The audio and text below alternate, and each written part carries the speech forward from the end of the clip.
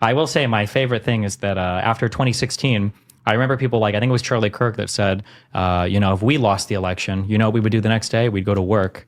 And here we Yeah, are, exactly. 4 years later, and they're still complaining about the stolen election, that Yeah. it wasn't real and that the Yeah. results were fake. And Jesus. Do you think those people actually believe that it's fake, or do you think they just try and use that as a defense for why their guy lost? Do you think most people that think that the election was stolen actually think that? I think that I think that the content creators know better, the people that are at the top, but I think like Alex Jones. Well, he's in its own unique. We'll talk about him. Alex Jones in his own unique thing. But for everybody else, I think they're a little bit smarter and they know. Those Tucker Carlson leaked texts were illuminating. Like, he knew it was bullshit. He knew Sidney Powell was bullshit. I think people have like cognitive dissonance. I think they want to believe something so much that they only consume the information that's going to help them believe even more. And if they see an article, oh, the election wasn't rigged, they won't even read that article. So it's like they don't allow themselves to see the truth because they don't want to know the truth. Yeah, but I don't think that's an intentional process. No, It's like I if don't somebody's got like if somebody's in a relationship and they only see the good things their partner does and they ignore, like, it's not like they're intentionally deceiving themselves. No, It's like yeah, absolutely. dumb mind thing. Yeah. So I feel like most of the people at the top know it's probably not true, but it doesn't matter because all of their followers do. This is why I always get frustrated because my audience, when I'm arguing with certain people, like, call this guy out for grifting. And it's like, it doesn't matter if he's grifting or not because the people below him genuinely believe the things that he's saying. Yeah. So you have to deal with what he's saying, even if he doesn't believe it. Well, and they get stuck. So the people at the top get stuck. So even if they want to change their tune and say, oh, yeah, he lost, they're going to lose their followers and they're going to lose their stream of income. So it's like they're stuck.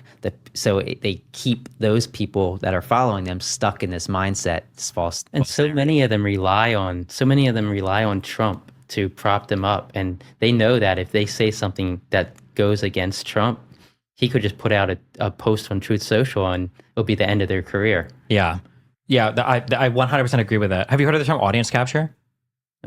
You could explain. Basically, it refers to the idea that if you begin to create content that appeals to a certain demographic, eventually you could suffer something called audience capture, where if there's a collection of things you want to talk about or opinions you want to give, you can only really do some of them because you're relying on that audience to continue to facilitate your career. I was telling you before the show how I had a tweet where I said, Nikki Haley wouldn't be a bad president. I could see people voting for her. I could even consider voting for her myself. And I lost, I think it was like 8,000 followers within one day just because, most of my followers are Democrats.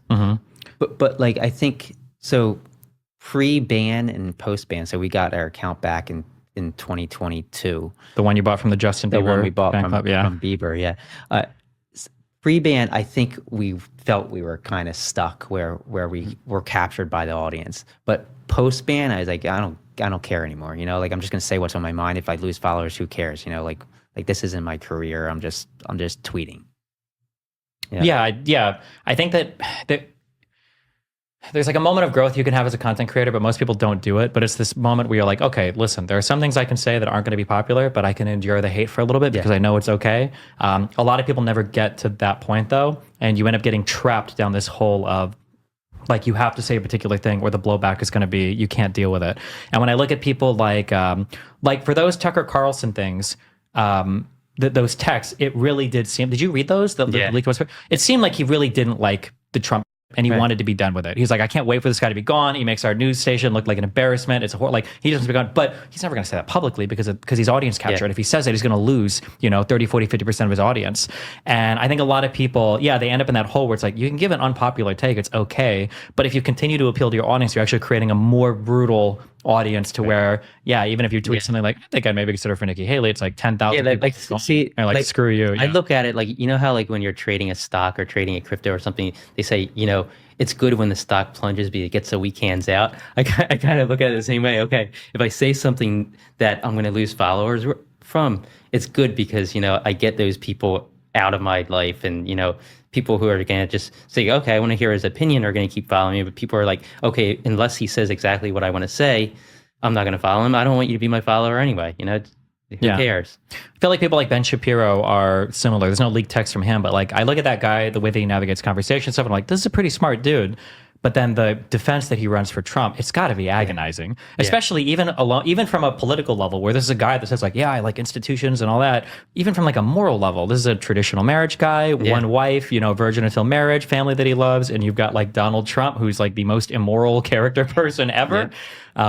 There's a lot of very smart people on the right, but they jump through these hoops and do the mental gymnastics to try and appease Trump and appease Trump supporters. It's crazy. Like I don't understand how they can continue doing that. I could get it for maybe a year, but we're on almost 8 years now, and you think they'd just be exhausted from it. I don't understand. They probably are exhausted, but like you said, it's less exhausting than the friction of, oh God, I'm going to lose half my followers. But you just pull the Band-Aid off and then don't worry about it, and you build up new followers that actually respect you for what you're saying rather than for the fantasy you're selling them, I think. I mean, I agree with you, yeah. But I mean, like I saw it happen to Glenn Beck as well. I remember initially Glenn Beck was pretty anti-Trump. Yeah. And then... That's a good example of somebody's career. So yeah, it doesn't always work out for the best. Well, I mean, you also see people who like might lose their job with Fox News or might lose their job doing something within the Trump administration. And so many of those people, when they're no longer bound by, that audience or, adhering to what Trump wants them to say, they do come forward and say, this isn't right. Mm-hmm. So I think it goes both ways. Yeah. You mentioned the thing about Trump. You think that the media might have pushed him in a certain direction. I don't know if you guys have had, maybe you've had this moment, but I've noticed for a lot of large figures, there will be like a mind break moment where somebody is just too mean to you, or an event happens and it actually sets you on a different political path for the rest of your life. So I feel like Jordan Peterson's response to the C-16 thing was that moment for him, to where now he's like bought into every conservative conspiracy ever. But if you listen to him prior to the Bill C-16 stuff, you seem like a reasonably insightful person. Not even just like decent, but like decently insightful. Brett Weinstein, I think. It's Brett, right? Is the one who worked at Evergreen College, and now he does basically anti-vaxxer propaganda and is saying wild stuff. I think that if you read the stuff when he was protesting the Evergreen College stuff, he seemed like a reasonable dude, like more than reasonable. And then I think, you go through these events and they just destroy your brain. And it feels like some people can never make their way back to a moderate position. You just get further pushed in and radicalized. Yeah, I agree with that. I think that a lot of people they what happens on social media, like the trolling and the attacks, I think some people can't handle that, and they feel like they have to go in this other direction in order to even out that negative that they had out there. So I think it's definitely something that happens to people, and you see it with it's definitely happening with. I've noticed that a lot of people on the right that have gotten really extreme. I think that they didn't always start out so much on the right, but yeah. Yeah, and I think the left's kind of gone, some people on the left have gone too far to the left too. And I think I think that so many people wanted to oppose Trump, they would oppose every single thing he said and everything that Republicans say. And they've kind of like, if you go back maybe 5 or 10 years, their view on it wouldn't have been so far to the left. Mm-hmm. I noticed that for stuff, whenever Trump would get quoted, especially early on in his presidency, whenever the media would say like, oh, Trump did this thing, because my gut reaction is always like, this is horrible. What I started to do is I started to Google past presidents, like, okay, hold on. Yeah. Is this a normal thing that everybody does? Or is this like an exclusive Trump thing? For a lot of stuff that the media would report, like, like changing out like DOJ heads or whatever, I'm like, okay, well, under Obama this happened, or under whoever this happened. I think, okay, this isn't as extreme as the people that are reporting on this are making it sound out to be. But I want to feel like it's really bad just because Trump's doing it. And it's like an important check, I think, sometimes. Yeah. Yeah, it definitely happens on both sides. I mean, I know I've probably done that as well. Like made a big deal out of something and then realized, well, others have done the same thing. It's not really that abnormal. Mm-hmm.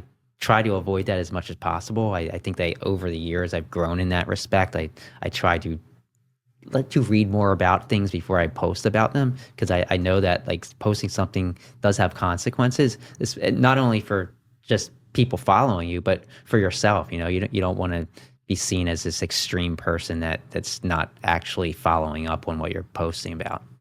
I appreciate that, Destiny. All right, bye. Remember to hit that like and subscribe, and don't forget the notification bell so that my videos show up right in your feed.